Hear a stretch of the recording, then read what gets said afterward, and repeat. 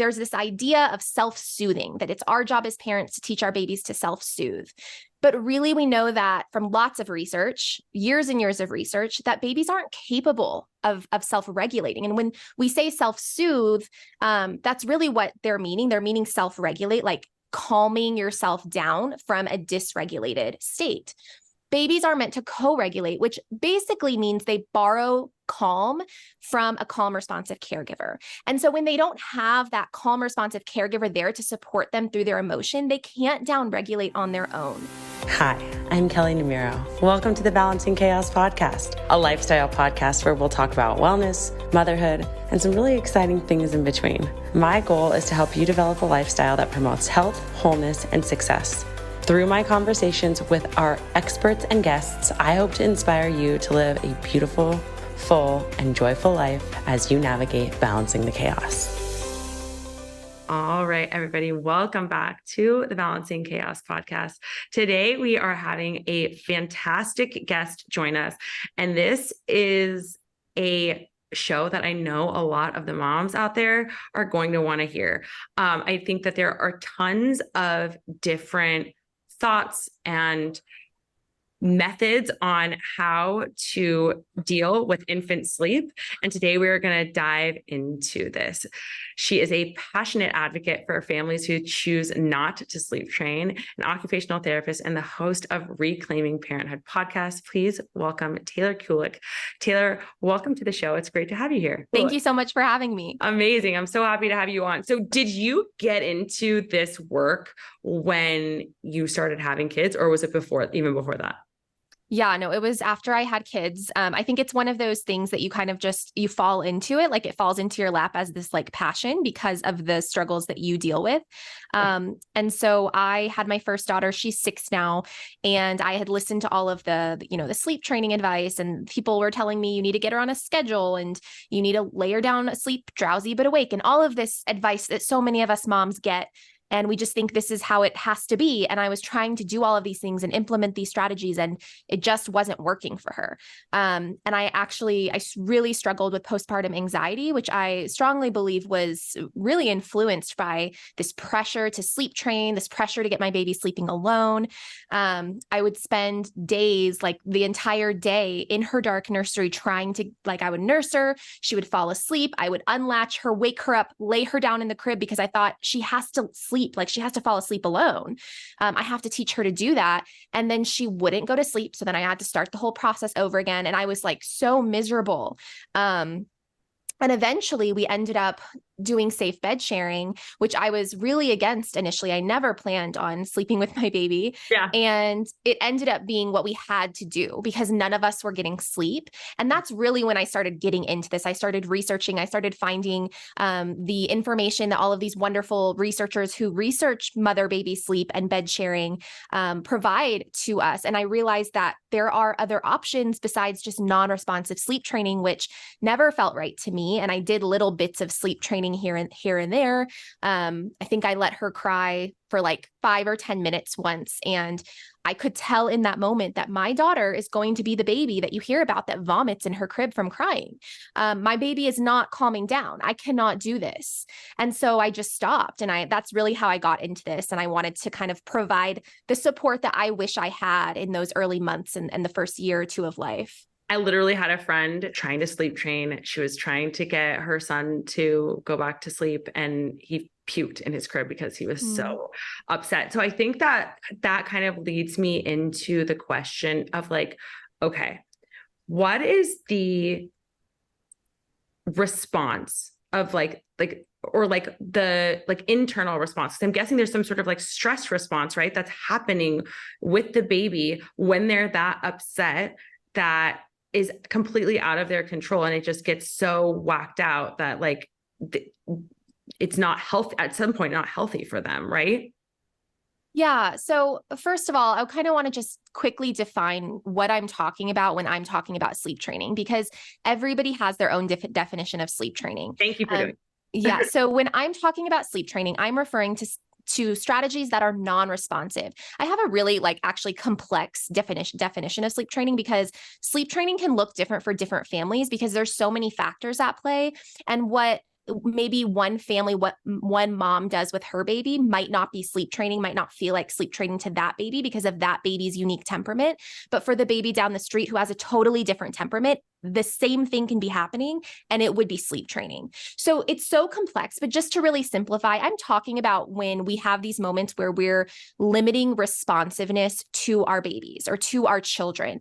And that can take on a variety of forms. It can look like a lot of things. It can look like just straight cry it out, leaving your baby to cry until, they pass out. It can look like timed interval check-ins where you start with like 2 minutes of crying. And this is usually it's usually called like more of a gentle sleep training approach. Maybe you go in and check after 2 minutes, and then you go in after 5 minutes, and then 10 minutes, and so on and so forth. So there's lots of different ways this can look. But in terms of what is happening, so just specifically talking about a baby who is very dysregulated, who is crying, they are alone in their crib. Parents are not really checking in on them. Typical kind of cry it out extinction approach.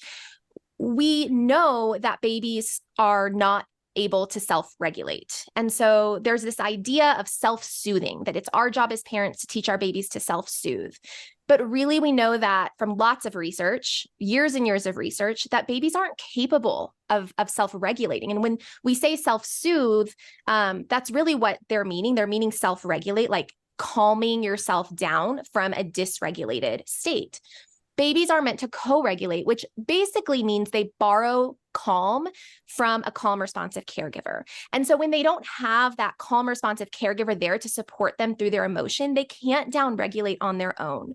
And so we don't know exactly what happens in the brain. We do have some research studies that show with non-responsive sleep training an increased cortisol in the baby's brain. Or in the body. Yeah. And so, it's tricky because we don't know exactly what's happening, but cortisol is a stress hormone. It means there's increased stress. We also have some research that even after the baby stops crying, like 3 days or however many days after sleep training, that cortisol levels can remain high during that time, even when they're not crying. So we know that behavior doesn't always match with physiology and what's happening in the body. And that's actually the purpose of sleep training, right? The purpose of non-responsive sleep training is to change a behavior. It's to eliminate an undesired behavior. It has nothing to do with teaching sleep. It has nothing to do with teaching any valuable skill like self-soothing, self-regulating, et cetera. And we also know from just lots of developmental research that babies are designed to signal to us when they have a need, and they anticipate a response from their caregiver. So they anticipate and expect that response. And so we can kind of guess based on a lot of research that we have. And there's a lot of, it's all very theoretical, right? Like we don't know anything for sure, but just based on the large body of evidence we have about development and attachment and trauma in the brain, there are a lot of people that theorize that the most likely thing that's happening when you have a baby who is in full-blown dysregulated cry it out and they're screaming and they finally pass out and go to sleep is that their brain is likely shutting down as a stress response and as a protective mechanism. Because I was literally going to say that, like, they're not like actually like quote unquote self-soothing. It's like they're just exhausted. Yeah. And it's a vulnerable spot to be in, to be crying, and you're a baby, you can't move, you can't meet your own needs, and nobody's coming to you. And eventually their brain has to shut down to preserve energy and to protect itself from further harm. That's so fascinating. So if I remember when I was in the hospital with my second, and, you're a brand new parent again, you're exhausted. Like, and for us, when our boys were both like just born, we did co-sleep with them. We had them in our bed. West was like in a DACA tot in our bed. Enzo was just in our bed, because it just was easier and it felt right and it felt more natural. But I remember being in the hospital and a nurse comes in and my son is in my bed with me, and I had like kind of nodded off to sleep, and she came in like guns blazing, yelling at me like, how dare you? You're like doing something that is so, unsafe and all of this stuff. So can you talk to us a little bit about like the stigma around it, and why is it? Because like from a hospital perspective, I'm guessing they don't want to get sued, but like, where is all this stigma coming from? Because I'm guessing like, you know, if we go back to, and you're the expert on this, but if we go back to, you know, our ancestors, I'm sure they were all sleeping with their babies because that's really the only option. Yeah. And really, I mean, there are still many cultures around the world where bed sharing is the norm. And so, first of all, I think it's important to distinguish between two terms, co-sleeping and bed sharing, because they're often used interchangeably. Co-sleeping is an umbrella term and it includes bed sharing, but it also includes other types of co-sleeping, like room sharing, sleeping with your baby in a bassinet next to your bed. And then it can potentially also include like sleeping with your baby on a couch or a chair, things that aren't safe. And so bed sharing, you know, I can't really tell you the exact reason that it's become so stigmatized, but I believe that it has to do with probably a bit of like protecting, you know, doctors, the medical industry kind of covering their butts. I think when we see problems like babies dying from being in unsafe bed sharing situations, I think a lot of times the response is very extreme. Oh, babies died in a bed. Let's tell parents to never ever bed share, without actually looking at the complexities of the issue. Like, why are parents bed sharing? Because they're meant to, because it's easier to breastfeed, because it helps the breastfeeding relationship. And why are these deaths happening? Are they preventable? They don't look at that. They're not looking at that. They're just saying, don't ever bed share. Which is interesting because when babies die in cribs, they don't say, oh, no more crib share, no more crib sleeping, you know, but, and tragically babies die every day in the crib and in beds. And it's not that the crib sleeping is 100% safe. No sleep situation is 100% safe. Nobody is ever 100% safe. But the American Academy of Pediatrics, for example, has for a very long time had this kind of anti-bed sharing propaganda. And they base their science that they use to justify telling parents that it's an abstinence only approach to bed sharing, telling parents never to bed share, basically. The science, when you look into it, is very flawed. Bed sharing science is incredibly complex and they cherry pick data. And I've done deep dives into the research that they actually use to formulate their guidelines. I would assume so. But I actually just wrote how knowledgeable you are on this topic. Yeah, I actually just wrote a CEU course for professionals, and I had to deep dive into the AAP guidelines and like what the research is based on. But they use research, first of all, there's so many problems, but they use research where the definition of bed sharing is different in every study. And the definition of bed sharing sometimes includes things like sleeping with your baby on a couch, sleeping with your baby on a chair. At one study, they counted bed sharing deaths as parents who at some point have bed shared with their baby, but at the time of that baby's death, that baby was not bed sharing. And they counted it as a bed sharing death. Like that is how huge the variation in how they're defining bed sharing is, but it all gets lumped into this term bed sharing. They don't often distinguish between unsafe situations and safe situations. So that's problem number one. I mean, there are so many problems. It's also just hard to measure it. The other thing is we have parents who are terrified of bed sharing because of the anti-bed sharing propaganda, and they don't want to be shamed and they don't want to admit to their doctors that they're bed sharing. And so there's also this kind of bias where the medical industry is really only hearing about the bed sharing cases that are unsafe and result in death. And they're not. And so it's like proportionally, the bed sharing deaths seem to be very large because they're not hearing about all of the parents that are safely bed sharing. I will tell you that the fact that you just said that, I remember when our pediatrician asked us like, oh, is he like in a crib or are you like, and I said, even though it wasn't true, I was like, I'm so scared that this person is going to like shame me for this, that I was not, because of what had happened in the hospital, because of the nurse like getting all mad at me. And so I just like didn't tell the truth because I didn't want to deal with the repercussions. And so I think you're like, that sounds so spot on to me. It's fascinating. So my next question is kind of going to be around like, okay, so you're talking a lot about safe situations versus not safe situations. Describe that to our listeners. And like, if they want to do this and they want to bed share, and I'm saying it the right way now, like what should they be doing and how should they be approaching that? Yeah, so we have some guidelines thanks to wonderful educators and researchers who have researched this because not a lot of people are doing it. There's no money in bed sharing. But like Professor James McKenna and Helen Ball, these researchers have spent a lot of time doing this. And so there is like a very brief safety guidelines called the Safe Sleep 7, and that is by La Leche League. And that is, let me see if I can remember. You're quizzing me here. Let me see if I can remember all 7, but it's so certain guidelines, certain criteria need to be met to make bed sharing as safe as possible. So that is baby is full term, baby is sleeping on a firm surface, baby isn't swaddled, and baby's lightly dressed because, you know, when body heat, you're both right next to each other, baby can get overheated. So that's a concern. The parents in the bed are not under the influence of any drugs or alcohol. There's no smoking in the house. What am I missing? No suffocation risks, no strangulation hazards. Right. Ideally, the bed is on the floor or lower to the ground if possible, especially for mobile babies. Ideally, the bed is like there's no cracks or crevices that baby could fall into. There's not pillows by their head. There's not blankets pulled up by their heads. So those are like the very If you have a main partner, ones. would you want your partner and you on opposite sides of the baby? So like the baby's in the middle? So there's mixed views on this. I think Professor James McKenna encourages mothers to sleep with their baby on the edge of the bed. Uh-huh. And then so mom is in between baby and dad or partner.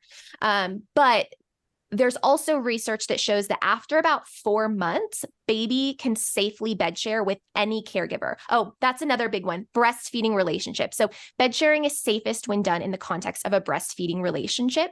But this research shows that after about 4 months, bed sharing doesn't seem to be statistically more dangerous than crib sleeping when it's done safely with any responsive sober caregiver. So that kind of after 4 months, the breastfeeding formula thing doesn't really seem to matter as much.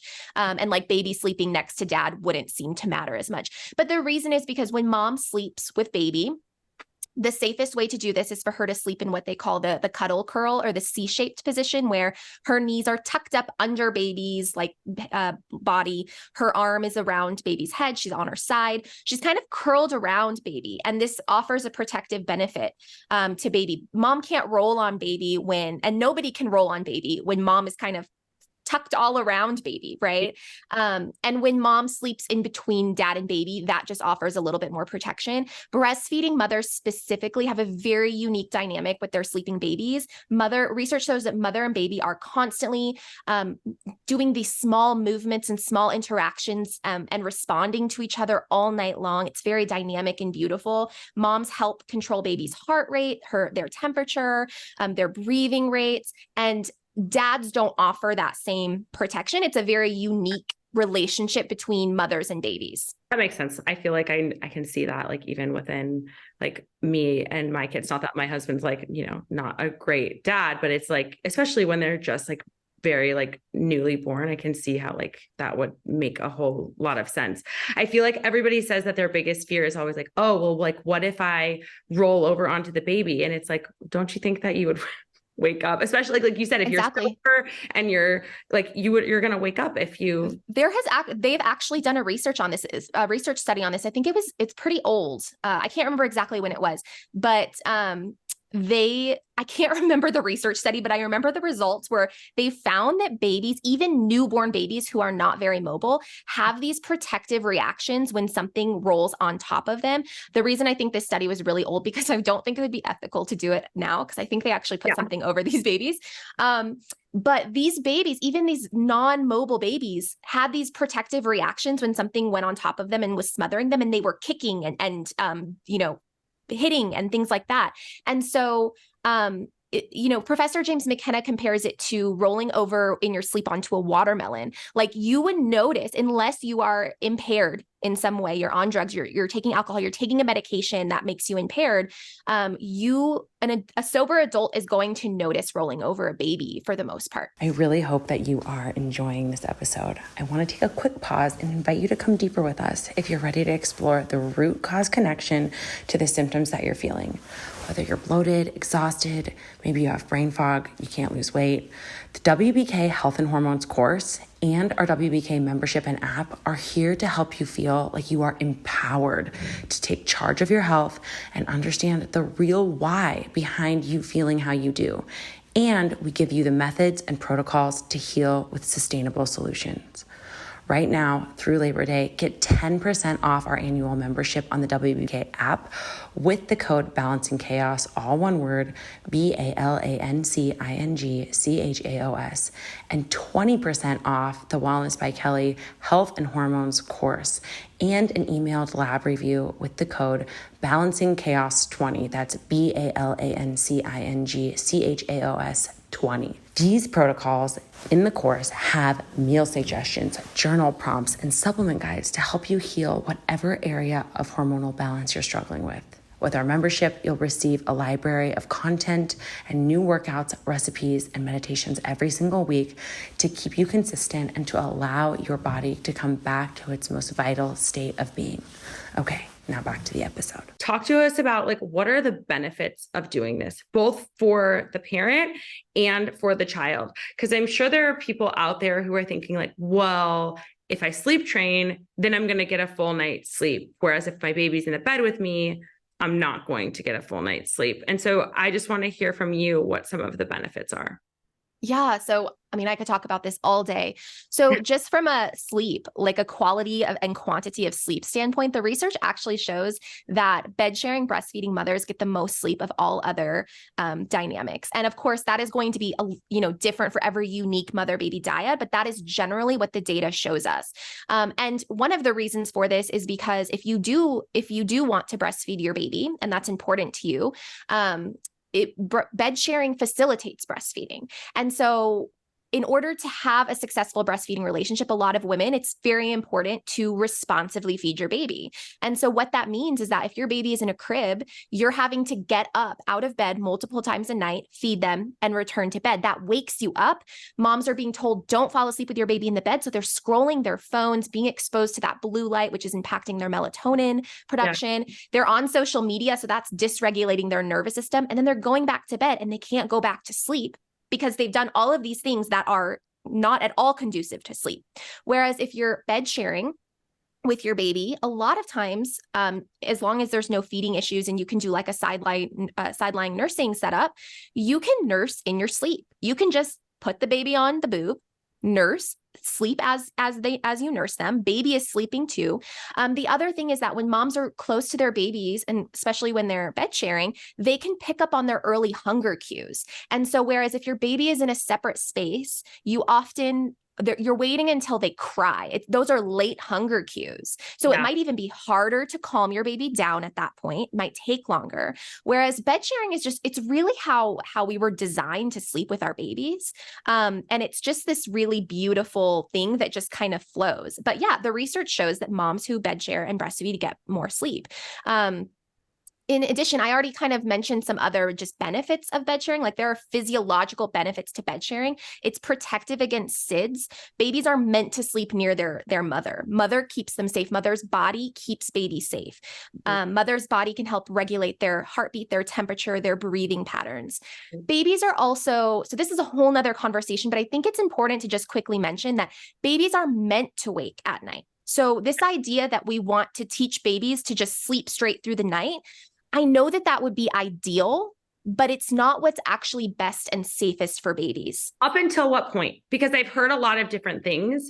And while I do know a ton about blood sugar regulation for adults, I don't know this for babies. But what I've heard is that because babies don't have the same blood sugar regulation capabilities as us, that's why they're waking up in the night, because they need to stabilize their blood sugar. It drops and they need to eat, right? Like they need, food. And so at what point does that shift and change where it's like their blood sugar has the capacity to be able to stay stable throughout the night? Like, is there a certain age?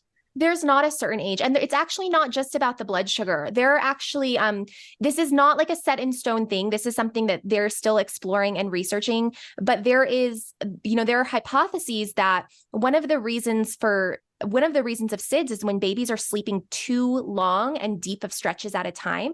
Babies have underdeveloped autonomic function, breathing function, etc. And so part of our job as moms is to help kind of wake our baby, like these very frequent short arousals during the night, to help get them out of that really deep stage of sleep so that they don't fall into SIDS. Because the thing about some babies, not all babies, this is there's some findings that this could be a genetic thing.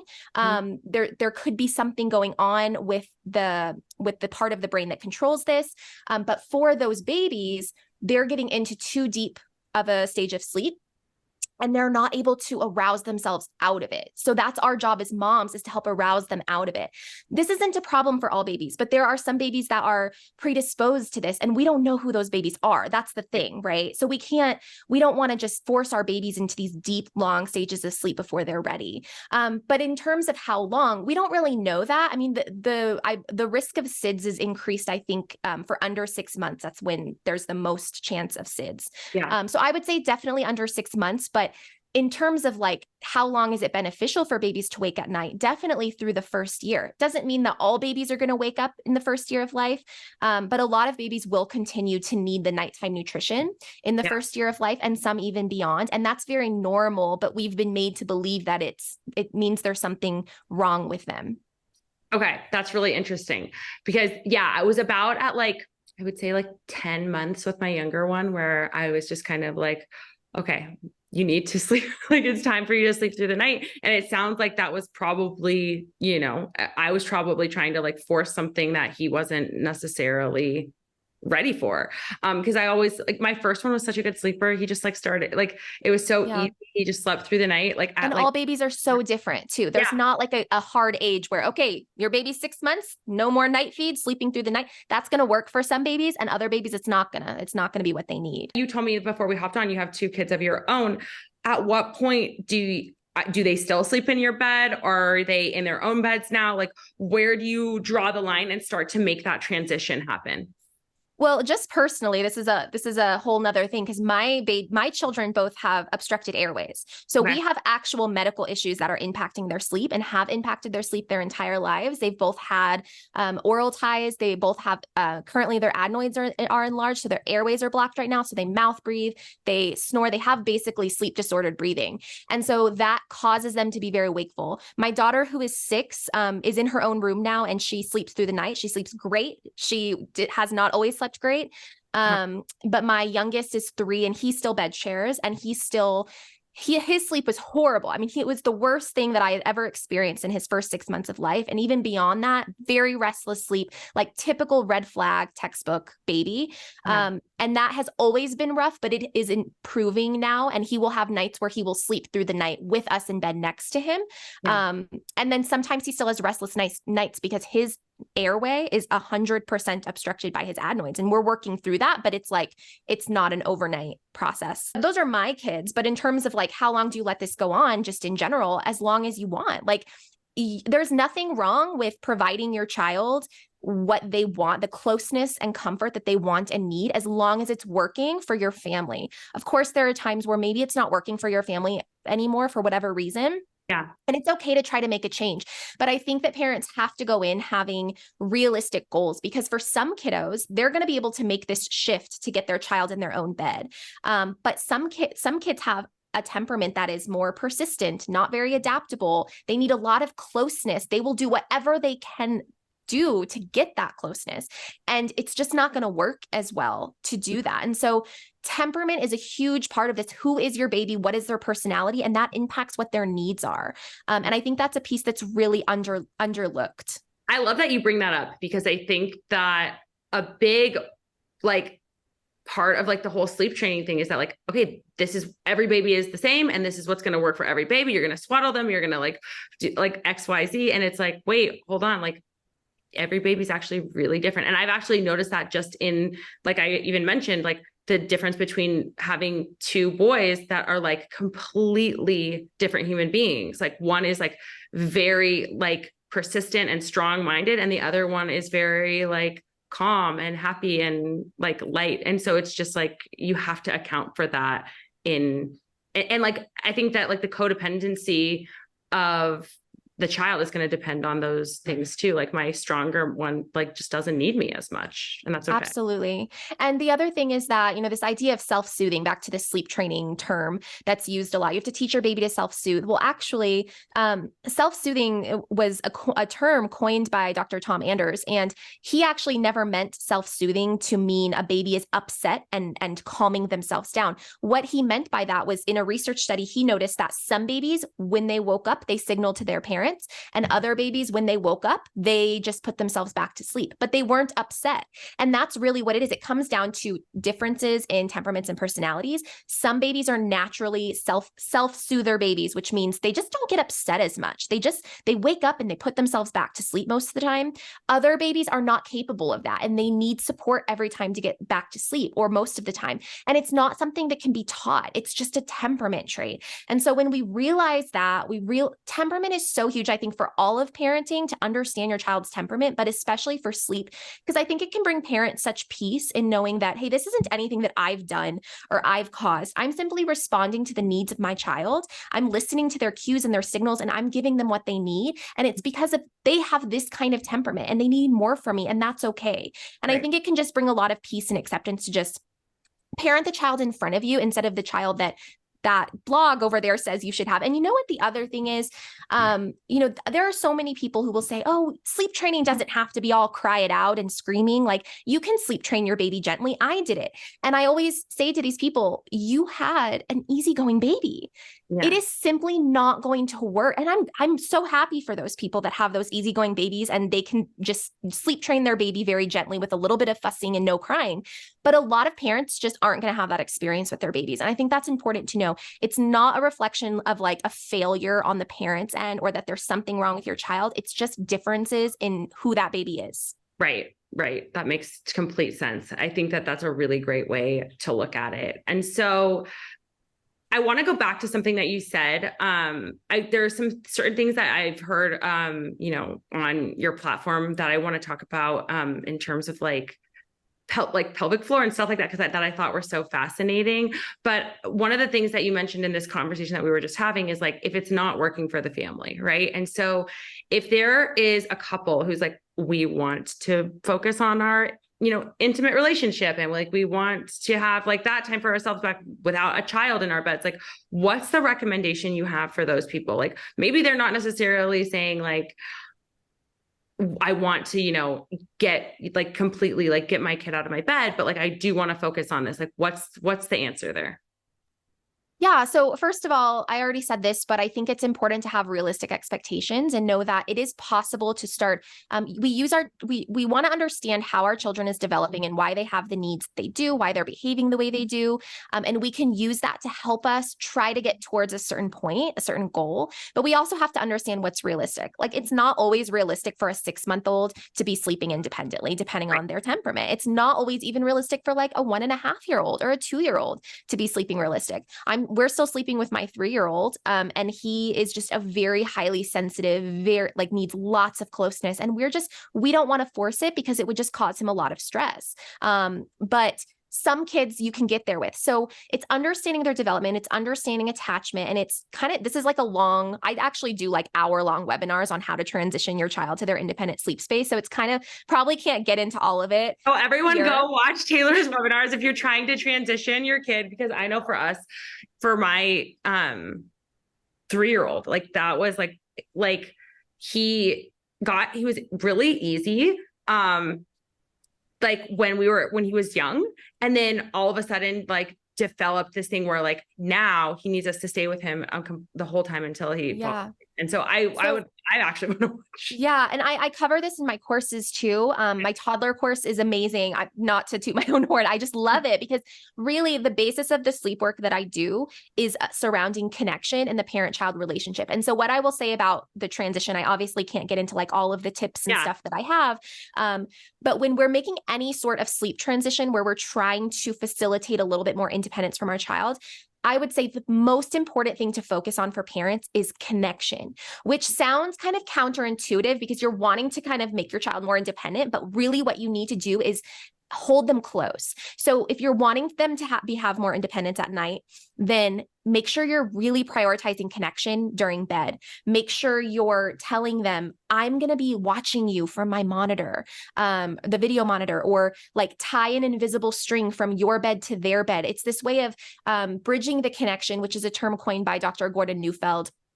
And it basically means, so our children obviously and understandably can get anxious when they're separated from their attachment caregiver. This is a threat to them being separated. So that's why nighttime can be a really big threat. What we want to do is we want to understand that. We want to bridge the connection. So we want to bridge the moments where we're going to connect with them. We want to say, hey, I'm going to give you a really big hug in the morning, and then we're going to go to the park, or we're going to make breakfast together. We want, instead of just leaving with them with a goodbye, good night, I love you, which we want to say, but then we want to leave them with a bridge for them to think about the next time that we're going to connect, because that shifts their mind from the separation piece of the goodbye, good night to the next time of connection. And so there's so many ways that we can do this, but I think a lot of parents fall into the trap of really trying to force the independence and getting frustrated with their children, which is understandable, but getting frustrated with their children when they're kind of clinging to them. And what we know about children and attachment is that the more we push our child towards independence when they're not ready, the more we're saying go, the closer our child wants to stay to us, because they're desperately searching for that connection. If their connection, I think of it as a gas tank. If their gas tank isn't filled, they're going to do everything they can to get it filled before they can venture forth and be their own person and be independent. Whereas if it's filled, there's a better chance that they'll be willing to be independent. We can see this all the time with our kids in like just daytime play. Like we want them to play independently for a few minutes. What do we need to do? We need to sit down, engage with them, and play with them. And then they're more likely to give us 10 or 15 minutes of independent play, depending on their age. Yeah, that totally makes sense. I mean, I think that the anxiety piece is really what spoke to me within that, because I can see that like not only within my kids, but I can see that within myself. It's like, if I know that like, okay, like there's like safety on the other side of anything, like, okay, then I'll be much more likely and much more confident to be able to do whatever it is that I'm trying to do. And so I think that really speaks volumes, because I think anyone can really relate to that. So with all of that being said, I just want to like confirm this with you. There's really no like specific age. It's kind of dependent on the family and the kid that you think that like a child should be. Oh, yeah. On better crib. Okay. Absolutely. I mean, I know families who their child has never bed shared and they were just fine in their own sleep space from day one. I know families who have transitioned their child from their own bed when they were less than a year old. I know families who are still bed sharing with their 7 and 8-year-olds, and it's working for them. And so there's all of the in between too, different ages. And I think the key is to not get set into like one specific goal based on age, because it's really more about like we've been talking about, who your child is. Right. Yeah, that makes total sense. I actually was having a conversation with a friend, not to call her out. I won't say any names, but she was telling me, she's like, oh, that time that I'm putting my daughter to bed is the time where I can like check in on social media and like check in on emails and stuff like that. And I'm thinking to myself, like, now that you're saying all of this, like, no, when I'm putting my son to bed, like I'm like very engaged, but like, it makes a lot of sense that like the better and more connected and present you are for that period of time, the more likely you will be to be able to have them feel comfortable and confident sleeping. Oh, yeah, absolutely. And here's just a really good tip too. If anybody's in this situation where they're bed sharing, but they want to get their child in their own room, something that I found that has helped a lot with a lot of the clients that I've worked with, like it was the only thing they did. Their child was coming into their bed in the middle of the night. What they did was they actually made a little sleep space in their bedroom and said, if you need me in the night, you can come in. And a lot of times that removed, I call that a nocturnal visit when the child comes into your room in the night. A lot of times that totally eliminated the nocturnal visit, just the child knowing that they're invited and welcome. That in itself is a source of connection. And when the child knows that and feels safe and knows I have a backup plan, when I get lonely at night, I can go into mom or dad. That eliminated the nighttime visits altogether, not for every child, but for many children, it has worked. And that just shows how powerful connection is. Truly. I mean, we've told our son that, and for the most part, our older one, he sleeps through the night in his own room, which is great. And so knowing that, like, as like kind of like a back pocket thing is awesome. I think that you have a training in pelvic health. Is that right? I have a little bit of training in pelvic health. I kind of dabbled in, I'm an occupational therapist. So when I first became a mom and I saw this need for postpartum support, I first started wanting to do like a more general postpartum support. So I took like one pelvic health course. And I created a postpartum course. I was going to ask you if there is any like connection between that and like the capacity to like for postpartum moms to sleep. The connection between like pelvic floor dysfunction and sleep, there absolutely can be. I mean, a big piece of pelvic floor dysfunction is the presence of pain. And so pain, women that have pelvic pain or back pain is a common presenting factor with pelvic floor dysfunction. That is commonly linked to postpartum depression. So when a woman is in pain, I mean, that can absolutely impact her. It impacts her mental health, and it can totally impact her sleep as well. Okay. That's really interesting. I mean, I don't think that anyone like, regular like people out there would really necessarily connect that. And I don't think that like a lot of women who are postpartum even necessarily like know that they have pelvic floor. They don't. And the problem is a lot of OBs don't know, or they recommend a like an invasive, just like they go to like an invasive treatment, like a surgery or something for pelvic floor issues instead of referring to pelvic floor therapy. And really every mother should go to pelvic floor therapy, at least for an assessment, even women who have had C-sections, because that can also, just being pregnant can impact your pelvic floor so much. It's a really big issue. And one of the problems is OBs aren't even telling moms or referring moms to pelvic floor therapy. I feel like there's like such a gap there too. I mean, I know that back when I had my first son, and I know that the landscape here in Las Vegas has changed. But there was like really not even pelvic floor. There was like one pelvic floor specialist in town here. So like for somebody who has just given birth, like, are there any signs and symptoms that they should look for right away? With respect to that? After like, Yeah. I mean, if you're having, I mean, it's kind of hard, like right after you've given birth, because you're going to have a little bit of pain, you're going to have bleeding, you might feel kind of weird down there. But basically any like pain that lasts, beyond the first couple of weeks, like pretty significant pain should be explored. Pain with intercourse is a really common one, like roughness or pain with intercourse. Any leaking. So like not being able to hold your urine or your, bowel movements, feeling like pressure or a heaviness in your pelvic area. Those are all signs, symptoms. You should definitely have a pelvic floor evaluation. But like I said, I really encourage all moms, new moms to have a pelvic floor evaluation. What I'm thinking most of when I think about like sleep and that postpartum period is how it affects your mental health as the mother. And so we kind of talked about like the benefits on the relationship between mom and baby and some of that stuff, but talk to us a little bit about how sleeping with your baby can also impact like postpartum depression, if it does at all, and some of that, if you have any insights on that. Yeah. So, I mean, sleeping with your baby, like in the form of co-sleeping, bed sharing, can help with breastfeeding, and breastfeeding. Generally, the data shows us that when women breastfeed, they have lower rates of postpartum mood and anxiety disorders. So that's kind of an indirect link. But also all of that oxytocin that you're getting when you're next to your baby, and you're bonding at night, even when you're sleeping, you're helping your baby form brain connections. Those are things that we don't really think about a lot because we think we're just sleeping, we're just unconscious. But there's so many dynamic movements and interactions that are happening within the context of a mother-baby dyad who's bed sharing. And that can definitely help your mental health. I think that a lot of times, like our kind of the mainstream advice we're given for sleep and just postpartum is like separation from our babies. And I think we're not meant to be separate from our babies. And so when we're following this advice and we're trying to get our baby on these schedules that aren't working and refusing to spoil them by picking them up, right? Which is so ridiculous. But that's really, I mean, it's common sense, in my opinion, that would cause some postpartum mood and anxiety disorders, because our bodies, our brains, we are not meant to be separate from our babies. So when we're going against our intuition, when we're going against our biological design, that is bound to impact our mental health. It absolutely did for me. I was super depressed and anxious. when I didn't even enjoy like contact naps with my newborn, my first child, because I thought that I was ruining her by doing it. And I regret that so much. I missed out on all of those snuggles. But also just in terms of getting more sleep, which will obviously help mental health. Again, the research shows that breastfeeding bed sharing dyads get the most sleep.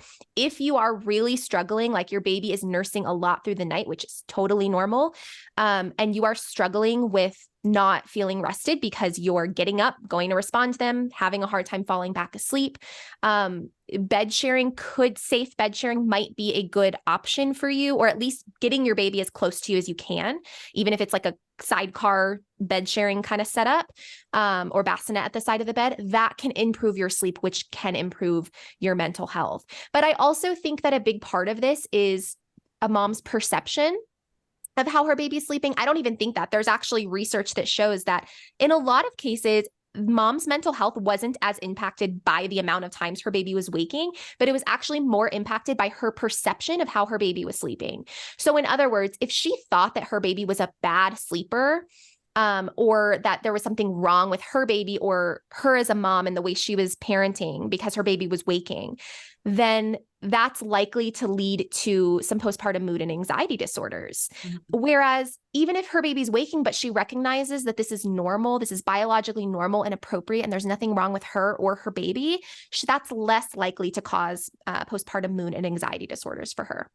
Perception is everything. Like when it comes to stress, like and stress is everything when it comes to how we regulate our mood. And so I can absolutely see how that's all linked together. It's like we're putting this external pressure on ourselves for like absolutely. And then of course it's going to how we feel about ourselves and so I think that is really powerful. The other thing I would also say is that there was a really interesting research study that I read recently that showed that, again, it's not really usually about how many times baby is waking that's causing moms to be so sleep deprived. Oftentimes it's actually what's called sleep efficiency, which is the time it takes to fall asleep, which we touched on a little bit, is when moms are scrolling their phone and they can't go back to sleep. That's what's causing sleep deprivation, not baby waking. Because if moms are healthy and they have a good circadian rhythm, they have strong sleep hygiene, healthy sleep habits, then they should be able to most of the time feed their baby, go right back to sleep. And it shouldn't impact their sleep that much as long as baby is not waking excessively, which there are reasons that happens too. That's another conversation. But so I think it's important for moms to know that it's not normal to have insomnia every night, all night long. That might be a good sign to get some labs done, get some functional labs done, make sure you're nourishing your body and your blood sugar is regulated, make sure your hormones are balanced, all of that stuff, because there are really common issues postpartum with all of this, and it can impact sleep and it can impact mood. And so is it your baby waking that's impacting your mood and impacting your sleep, or is it your health that's impacting your mood and impacting your sleep? That's an important question. I think that's so like important that you just put that out there and that you like mention that, because I think that so many people attribute it to their kids, right? And like I've had my own clients be like, oh, it's my kids, and then I can't go back to sleep. And then it's like you dig a little bit deeper and you're like, okay, well then what are you doing after you put them back to bed? Oh, I get on my phone, I'm scrolling on Instagram, I'm answering emails in the middle of the night. I'm like, okay, that's a big part of the problem. Why do you think that you need to be on social media or looking at your email and responding to people at 2 a.m.? Like that's where the issue is. So, any tips that you have there as we like start to wrap this up on what, or like in terms of like a parent get like having good sleep hygiene and things that they should be doing? Because for me and someone like me and you, who like, this is the work that we do, like, it's like, we know those things, but like talk to our listeners about what they should be doing. So one, make sure that you're nourishing yourself, especially in the postpartum period when you're recovering, especially if you're breastfeeding. That requires a lot of calories. It requires a lot of nutrients. Make sure you're eating enough. Make sure you're eating enough healthy fats and proteins. That will also help with your blood sugar regulation. And so that's a big part of it. Again, get those functional labs done if you're having really significant insomnia at night. But just general like sleep hygiene, if possible. So what I always tell moms too is in this new mom phase, or however long, like you're in this season of life where you're having to respond to little people at night, I think that we really have to accept that we can't always have it all. We can't always have really good quality of sleep and be on our phone or on the computer or watching TV until midnight, right? Like we have to pick sometimes what's more important to us in this season of life. And I know that's a bummer because like at night when your kids go to bed, it's like, that's your time to do adult things, right? But especially in that season, you might need to go to bed earlier. You might need to go to bed with your baby, right? So that you optimize the sleep that you can get, the opportunities that you do have for sleep. So try not to stay up really late because then you're not going to get very much sleep because your baby's is probably not going to sleep in. Like your baby just has a normal circadian rhythm for their age.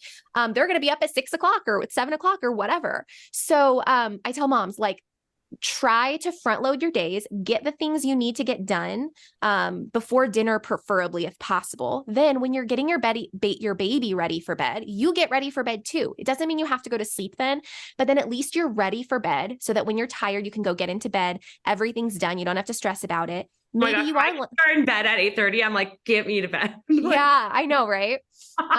Maybe like if you have a really little baby and it's hard for you to leave them, and you're just like kind of bed sharing and nursing them all night, I would say like, I know it's hard sometimes, but embrace that season. You're not going to get this for very long. Like I actually loved that season because I got to be like, bye to my husband and my daughter when my son was born. And I like went and I would listen to an audiobook or a podcast. I would read my Kindle and I would just lay and rest. And so even though I wasn't always sleeping, I was at least resting. So if you can't sleep, at least rest, especially in those early months postpartum.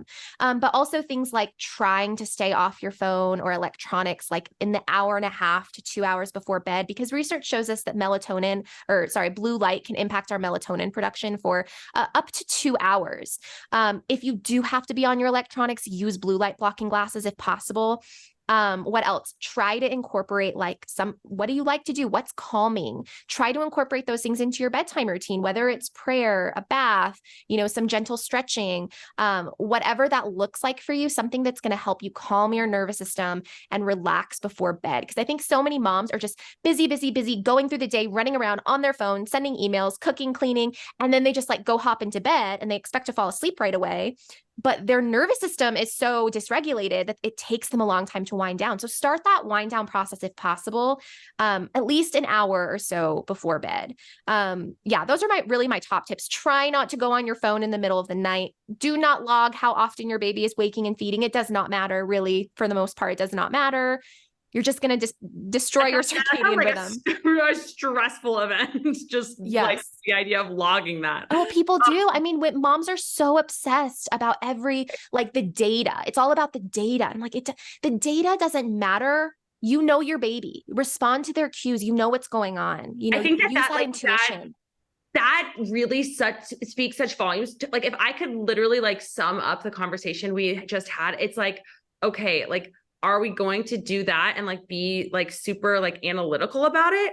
Or are we going to be more intuitive about it? And I think that's it's such a problem with American society. And I don't want to dog on us, but so many of us are so driven by I'm going to wear, my husband, God love him. He's got this strap and it tells him all his insights about his health. And it's but could you just know that you didn't sleep last night? And so tonight you're going to you're going to do what you need to do to unwind and do it. Or do you need something to be telling you quote unquote data?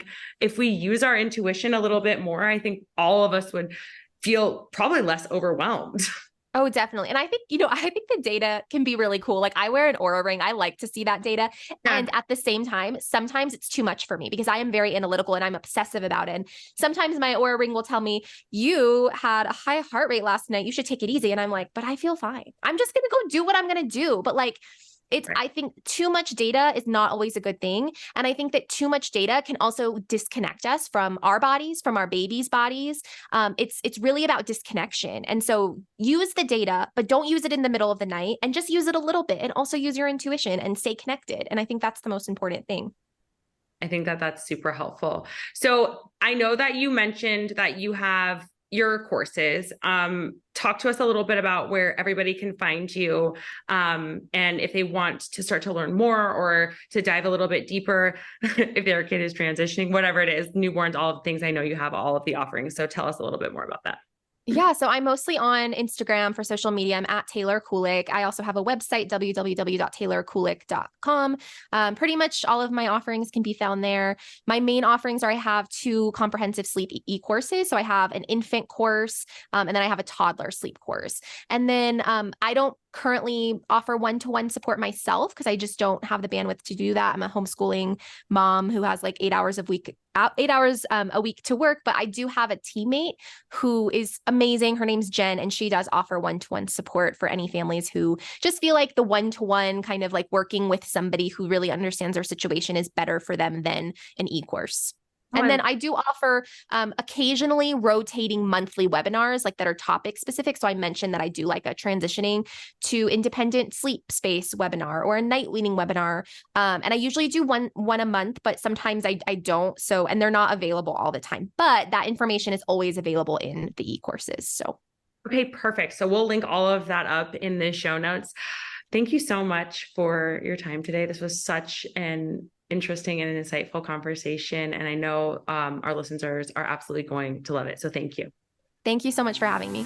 I hope that you loved that episode and that you found some helpful tools and insights to help you heal and come back to the most vital version of yourself. If you did, please rate, review, and subscribe to our show. That's the best way to support us. You can follow me on Instagram at Wellness by Kelley and sign up now for the 7-day free trial of the WBK app and our health and hormones course through Labor Day. When you do, you'll get 20% off of the course and 10% off the annual membership. For the course, use the code BalancingChaos20, that's BALANCINGCHAOS20. And for the membership, use the code BalancingChaos, all one word. In our course, you'll get access to an emailed lab review, plus protocols that are built out to help you heal whatever hormonal imbalance you're struggling with. For our membership, you'll receive a library of content in our app with low-impact workouts, blood sugar balancing recipes, and mindfulness meditations, all designed to help you balance your hormones naturally and feel like your most beautiful, joyful, and vital self. Thanks so much for joining me. See you in the next episode.